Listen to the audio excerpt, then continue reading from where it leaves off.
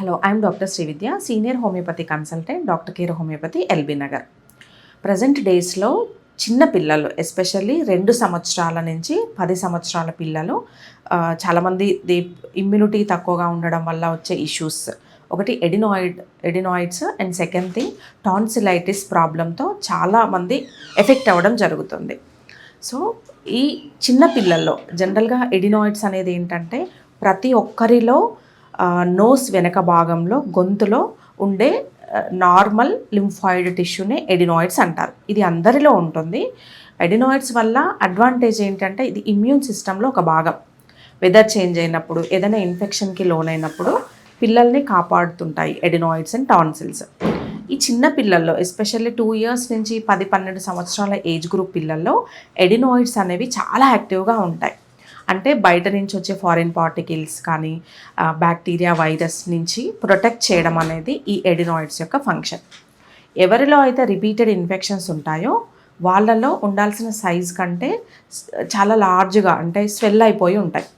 So దీనివల్ల ఇటువంటి పిల్లల్లో ఎడినాయిడ్స్ అనేది వాపుకు గురవ్వడం వల్ల, ఇన్ఫ్లమేషన్కి గురవ్వడం వల్ల వీళ్ళలో బ్రీతింగ్ అనేది చాలా ఇబ్బందిగా మారుతుంది. అంటే షార్ట్నెస్ ఆఫ్ ద బ్రెత్ అంటారు. ఈ పిల్లలు ముక్కుతో కాకుండా నోటి ద్వారా శ్వాస తీసుకోవడం జరుగుతుంది. సో ఎడినాయిడ్స్ ఉన్న పిల్లల్లో ఫస్ట్ ఇబ్బంది అయ్యేది ఏంటంటే నోస్ అబ్స్ట్రక్షన్, అంటే శ్వాస అనేది కంప్లీట్గా బ్లాక్ అయిపోవడం జరుగుతుంది.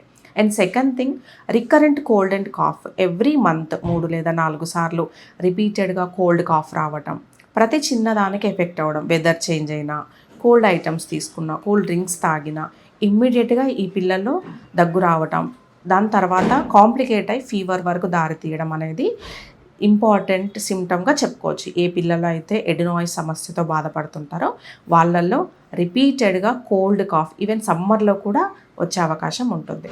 అండ్ థర్డ్ థింగ్ వచ్చేసి విపరీతమైన గురక. పడుకున్నప్పుడు పిల్లల్లో సౌండ్ రావడం జరుగుతుంది. బ్రీతింగ్ అనేది నార్మల్గా లేకుండా స్నోరింగ్ ద్వారా రావడం. అండ్ ఎడినాయిడ్ ఫేసిస్ అంటారు. అంటే పిల్లలు సాధారణంగా చూసినప్పుడు మౌత్ అనేది కంప్లీట్గా ఓపెన్ అవ్వడం జరుగుతుంది. అంటే 4th స్టేజ్ చాలా తీవ్రంగా ఉన్న పిల్లల్లో ఎడినాయిడ్ ఫేసిస్ అనేది కాంప్లికేషన్ ఆఫ్ ద ఎడినాయిడ్స్గా చెప్పుకోవచ్చు. సో చాలామంది ఏంటంటే రిపీటెడ్గా కోల్డ్ కాఫ్ వస్తుంది, సో దీనికి కాజ్ ఎడినాయిడ్సే కాబట్టి దాన్ని తీసేయడం అనేది చాలామంది పేరెంట్స్ కంగారు పడుతుంటారు. ఎప్పుడైనా ఇమ్యూనిటీని రెక్టిఫై చేసుకోవడం ఇంపార్టెంట్. ఇమ్యూనిటీని బెటర్ చేసుకోవాలి. బట్ ఇమ్యూనిటీలో భాగమైన ఎడినాయిడ్స్ని కానీ టాన్సిల్స్ని కానీ రిమూవ్ చేసినప్పుడు ఫర్దర్గా పిల్లలు ఇంకా వీక్ అవుతారు. ఇమ్యూనిటీ డ్రాప్ అవడం వల్ల ఇంకా కాంప్లికేట్ అయ్యే అవకాశం ఉంటుంది.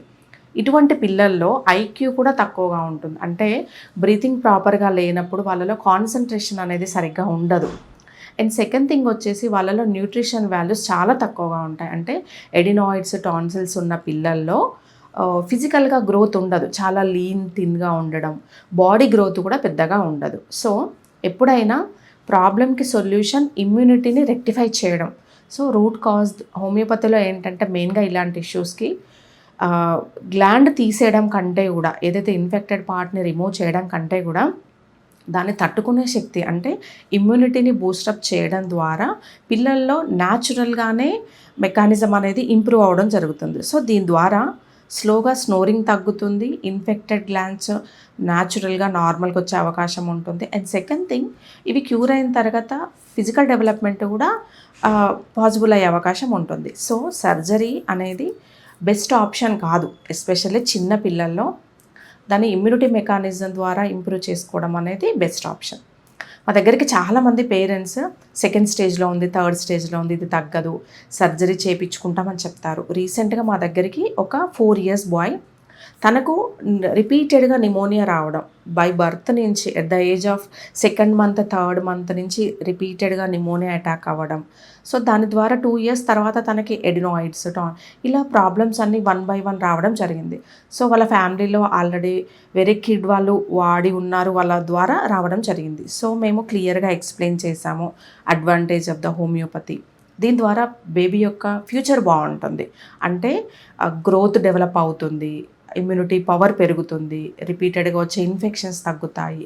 ప్రీవియస్గా కేసెస్ అన్నీ క్యూర్ అయినాయి చెప్పడంతో పేరెంట్స్లో చాలా కాన్ఫిడెన్స్ డెవలప్ అయింది. సో హోమియోపతి స్టార్ట్ చేసిన ఫ్యూ వీక్స్లో మదర్ చెప్పింది ఏంటంటే ముందున్నంత గురక రావట్లేదండి, బ్రీతింగ్ బాగుంది, బాయ్ చాలా ఫ్రీగా బ్రీతింగ్ తీసుకుంటున్నారు అనే ఫీడ్బ్యాక్ వితిన్ ఫ్యూ వీక్స్లోనే తెలిసింది.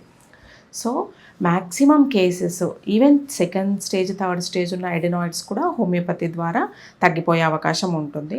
సో ఎవరైతే చిన్న పిల్లలు 2 సంవత్సరాల నుంచి 12-13 సంవత్సరాలు వరకు ఈ ఎడినాయిడ్స్ సమస్య, టాన్సిలైటిస్ సమస్య అనేది ఎక్కువగా ఉంటుంది. వాళ్ళలో హోమియోపతి అనేది బెస్ట్ అడ్వాంటేజ్. సో ఎవరికైతే సర్జరీ అవసరం లేకుండా న్యాచురల్గా తగ్గే విధానం కోసం చూస్తున్నారో కింద స్క్రోల్ అవుతున్న నెంబర్కి కాల్ చేసి డైరెక్ట్గా సంప్రదించగలరు.